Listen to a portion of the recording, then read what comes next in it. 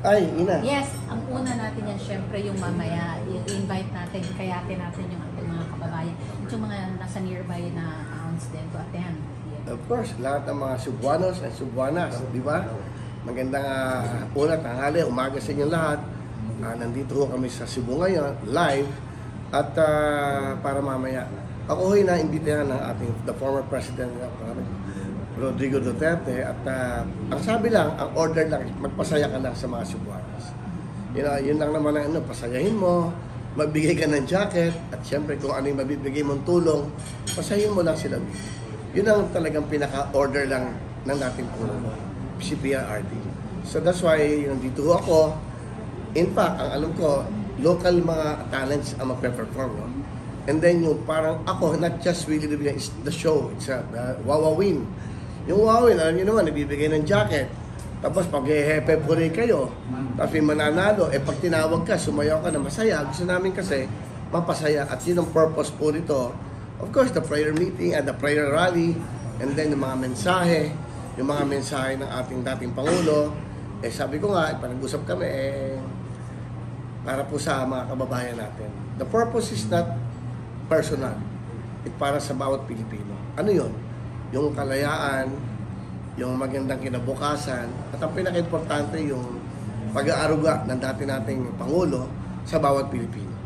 Kamusta yung transition mo from, of course, coming from our industry natin entertainment, although marami ka rin tinutulungan, and then now, these things, at ganitong mga events na sinasabi? Well, from the start naman, alam ko naman na to. Dahil una, alam ko yung hinanaing ng ating mga kababayan. During my show, yung may show ako for how many years, no? From ABS na Wawawi. Naging Willing Willie sa TV5.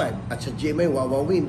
In fact, alam ko na yung bulong. Anong kailangan? Una, gamot sa ating mga kababayan matatanda. The seniors. Edukasyon sa mga mahihirap na walang pampaaral.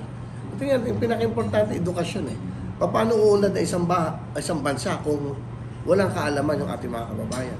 So dapat yun ang mga tinitignan ng ating namumuno. No? I think yan ang mga importante sa akin.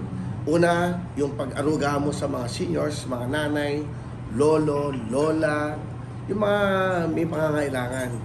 Una-una, yung mga walang pambiling gamot. Diba? Kaya maganda nga yung mga, ito sa batas na may 20% for sa seniors. No? Napakalaking bagay niyan. Alam mo, ilang porsyento po ang napakahirap ng buhay sa ating mga kababayan. So, doon mo ibabase ang hirap ng buhay. So, dapat yun ang tagi mo tinututukan. Saka dapat, kung ikaw ay nagsisilbi sa bayan, you're not a politician. You should be a public servant. Ano yun? Bubuhos mo yung sarili mo sa pagtulong at wala kang iniisip para sa kapanan ng ikaw sa sarili mo. Para sa akin. And then, ang sipon mo sa pagtulog mo, mahal na Panginoon, salamat, bigyan mo pa ako ng buhay para bukas makagawa ulit ako ng kabutihan sa aking mga kababayan. Ito, live sa ating mga kababayan dito, of course, dito sa Cebu. At siyempre saan masulok na mundo, may Facebook at may YouTube sila, nagla-live streaming sila, ang Third Floor Studio. At siyempre kasama natin ang napakagandang host. Ito, nakasama ko rin siya sa ABS-CBN, Miss Ina Reformina. Ayan, ay Ina, ewan natin. So maganda, dahil lang maganda rito, kaya nga yung informasyon na sinasabi sa inyo, walang halong fake news, dapat totoo. Kaya nga ho nagpa-interview ako sa kanila dahil siyempre maganda yung nag-i-interview sa iyo, yung may karangalan, may paninindigan at may prinsipyo. At dito po sa Third Floor Studio, abangan nyo, araw-araw ba to? Weekly. Weekly lang to, yes, anong for araw? Now. Pag weekends, most So abangan nyo, dito mostly sa Cebu, no? At lalo na pag may putok, sa Manila. Ay, sa Manila. Manila kami. So nasa Manila, naka-base po sila sa Third Floor Studio. Kaya mo pumunta lang dito for the prayer rally. Okay, good. Kasi nalaman ko. So, ganun ang mangyayari. So, ngayon, ang importante is malaman nyo lahat yung mga pangyayari. Sa bawat segundo at bawat minuto, bawat oras at sa araw-araw. Dapat alam nyo ang nangyayari sa kapaligiran at ang nangyayari sa ating bansa. At yung totoong pangyayari. Hindi dinadagdagan. Ang importante, malinis ang hangarin mo at tapat ang paglilingkod mo. Una, sa mga Cebuanos, mamaya po, live, magkikita-kita tayo. Galingan yung sumayaw dahil mamimili ako ng 20. Bibigyan ko kagad ng jacket, meron kagad kayong 2,000 at yung mananalo, may 20,000 cash. At yung mga nangangailangan pabiling gamot, bibigyan na rin natin yan. At sana makita kita. Mamaya ho, mga alas 5, medyo mainit pa eh.